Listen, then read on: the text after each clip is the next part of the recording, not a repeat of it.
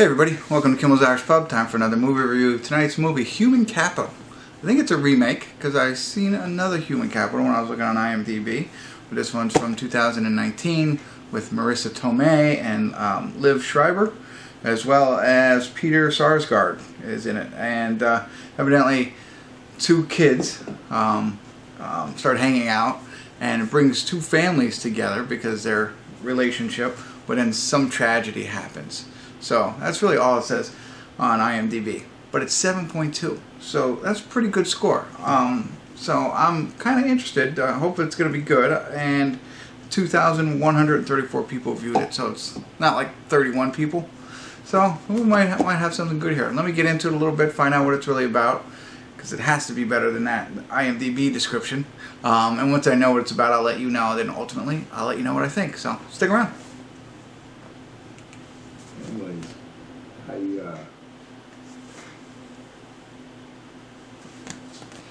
Hey everybody, I want to do a quick check-in here. We're watching Human Capital. We're at the 51-minute, 17-second mark.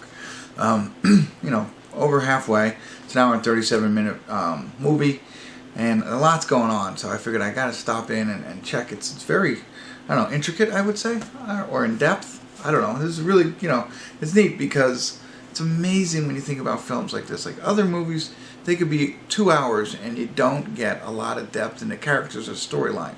But here I am, 51 minutes into an hour and 37-minute film, and I'm connected to all of them. You know what I mean? Like, it's amazing. How do they do that? Like, I gotta start thinking about that a little bit more. How some directors, writers, or producers can create that depth in a shorter amount of time and really, you know, connect you to the characters when others just gloss over everything and focus on something different. And I'm never sure what it is that makes that happen. The storytelling somehow. But anyway, that's what's in this one. So Liv Schreiber, as I said, he's married, has a daughter. His wife is pregnant, and he's a real estate broker. And he gets in, and his daughter, I don't know how old she is, but she's dating another kid. And that's where Peter Sarsgaard and Marisa Tomei are the parents of that kid.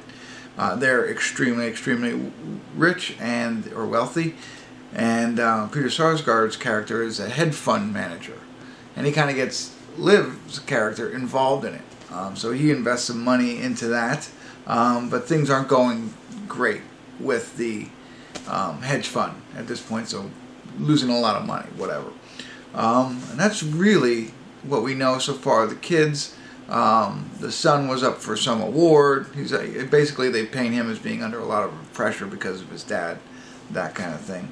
And it also shows the relationship of the Marisa Tomei and Peter Sarsgaard, that family, the rich couple, how they might not be the most faithful pair. So that's it. So Liv Schreiber and his wife are having a baby, so whereas the other ones are a little bit, you know, different. So that's where we are. No tragedy has happened yet. What they're doing is they're giving you different views of the same storyline. So the first view was Liv Schreiber's view, and then the next one is Marisa Tomei's view of the same events. Not that it's earth-shattering, but I guess it does provide that depth that we were thinking about. So that's where we are. Still not sure what's going on so much. It's just interesting. I also want to comment on like the transition pieces. And I don't know, I didn't look this up, but the transition, you know how like when you're watching a TV show and there's a certain spot where you know it's going right to commercial and it fades into commercial? That's what this is like. A couple of the scenes, a couple of transition pieces have that in there. So maybe it wasn't made for TV movie. I don't know. Maybe not, but that's something a little bit different that I noticed in this one. So that's it. Let me get back into it a little bit more. Hopefully I can figure out a little bit more what this plot line is, and then ultimately let you know what I think. So stick around. I'll be back.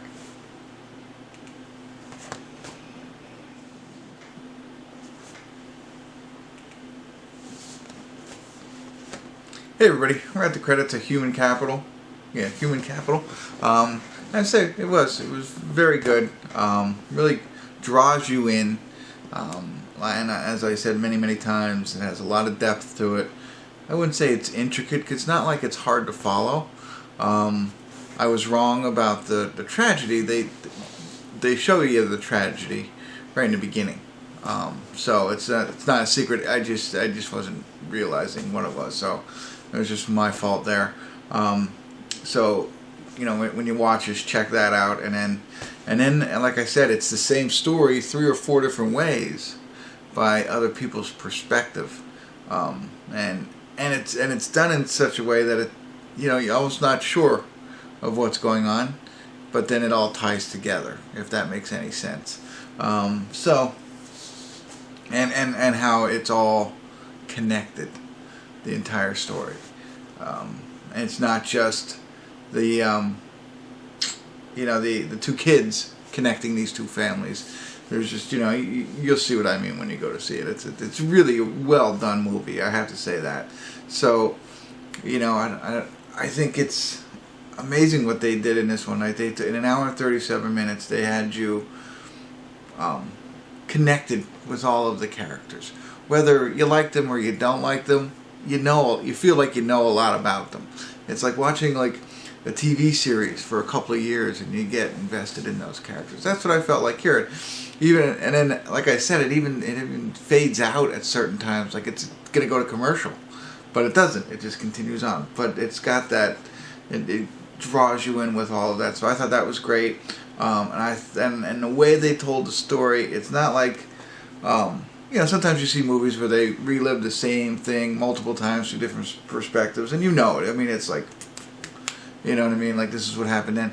It's not like that. It seems like almost like a different story, and it's like, oh, okay, so this is their perspective of what had happened.